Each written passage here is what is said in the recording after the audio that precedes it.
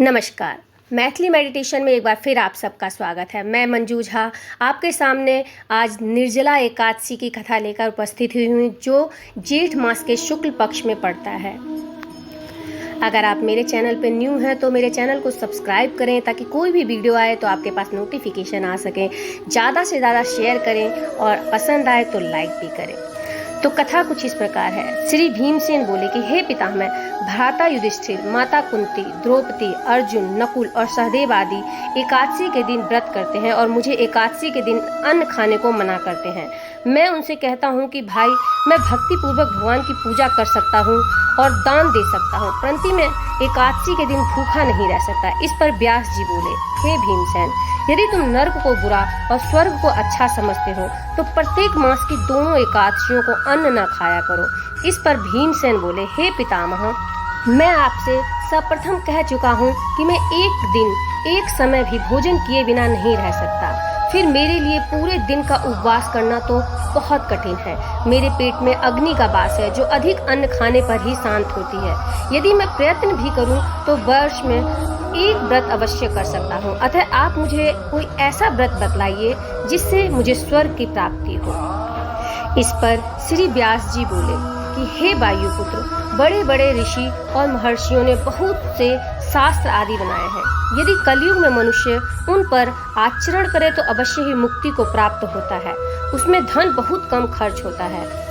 उनमें से जो पुराणों का सार है उसको मैं कहता हूँ कि मनुष्यों को दोनों पक्षों की एकादशियों का व्रत करना चाहिए। इससे उन्हें स्वर्ग की प्राप्ति होती है। श्री व्यास जी बोले, हे भीमसेन, कृष्ण और मिथुन संक्रांति के मध्य में जेठ मास की शुक्ल पक्ष की एकादशी होती है। उसको निर्जला व्रत कहते हैं। यह व्रत निर्जल रहकर करना चाहिए। इस एकादशी के व्रत में स्नान और आचमन में जल वर्जित नहीं है, लेकिन आचमन में 6 मासे जल से अधिक जल नहीं लेना चाहिए। इस आचमन से शरीर की शुद्धि हो जाती है। आचमन में 6 मासे से अधिक जल मद्यपान के समान है। इस दिन भोजन नहीं करना चाहिए। भोजन करने से व्रत नष्ट हो जाता है। यदि सूर्योदय या सूर्यास्त तक मनुष्य जलपान न करे तो उसे 12 एकादशी के फल की प्राप्ति होती है। द्वादशी के दिन सूर्योदय से पहले ही उठना चाहिए। इसके पश्चात भूखे ब्राह्मण को भोजन कराना चाहिए। तत्पश्चात स्वयं भोजन करना चाहिए। हे भीमसेन, स्वयं भगवान ने मुझसे कहा था कि इस एकादशी का पुण्य समस्त तीर्थों और दान के बराबर है। एक दिन निर्जला रहने से मनुष्य पापों से मुक्ति प्राप्त कर लेता है। जो मनुष्य निर्जला एकादशी का व्रत करते हैं उनको मृत्यु के समय भयानक यमदूत नहीं दिखते, वरन भगवान विष्णु के दूत स्वर्ग से आकर उनको पुष्पक विमान में बिठाकर स्वर्ग ले जाते हैं। संसार में सबसे श्रेष्ठ निर्जला एकादशी का व्रत है। अतः यत्न पूर्वक इस व्रत को निर्जल व्रत करना चाहिए। इस दिन ओम नमो भगवते वासुदेवाय इस मंत्र का उच्चारण करते रहना चाहिए। इस दिन गौदान करना चाहिए। इस एकादशी को भीमसेन या पांडव एकादशी भी कहते हैं। निर्जल व्रत करने से पहले भगवान की पूजा करनी चाहिए और उनसे विनम्र करना चाहिए कि हे भगवान, आज मैं निर्जला व्रत करता हूँ, दूसरे दिन ही भोजन करूँगा। मैं इस व्रत को श्रद्धा पूर्वक करूँगा, उससे मेरे सब पाप नष्ट हो जाएंगे। इस दिन एक बड़े वस्त्र से कर स्वर्ण सहित दान करना चाहिए।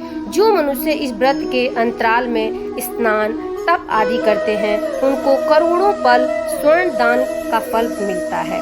जो मनुष्य इस दिन यज्ञ होम आदि करते हैं उनका फल वर्णन भी नहीं किया जा सकता। इस निर्जला एकादशी के व्रत से मनुष्य विष्णु लोक को जाता है। जो मनुष्य इस दिन अन्न खाते हैं उनको चांडाल समझना चाहिए। वे अंत में नरक में जाते हैं। ब्रह्म हत्या, मद्यपान करने वाले, चोरी करने वाले, गुरु से द्वेष करने वाले, असत्य बोलने वाले इस व्रत को करने से स्वर्ग को जाते हैं। जो पुरुष या स्त्री इस व्रत को श्रद्धा पूर्वक करते हैं उनके निम्नलिखित कर्तव्य हैं। उन्हें सर्वप्रथम विष्णु भगवान की पूजा करनी चाहिए। तत्पश्चात गोदान करना चाहिए। उस दिन ब्राह्मणों को दक्षिणा, मिष्ठान आदि देना चाहिए। निर्जला के दिन अन्न, वस्त्र, छत्र, उपाहन आदि का दान करना चाहिए। जो मनुष्य इस कथा को प्रेम पूर्वक सुनते हुए पढ़ते हैं उनको स्वर्ग की प्राप्ति होती है। और इस प्रकार निर्जला एकादशी के व्रत की कथा समाप्त हुई। दूसरी वीडियो तक के लिए नमस्कार।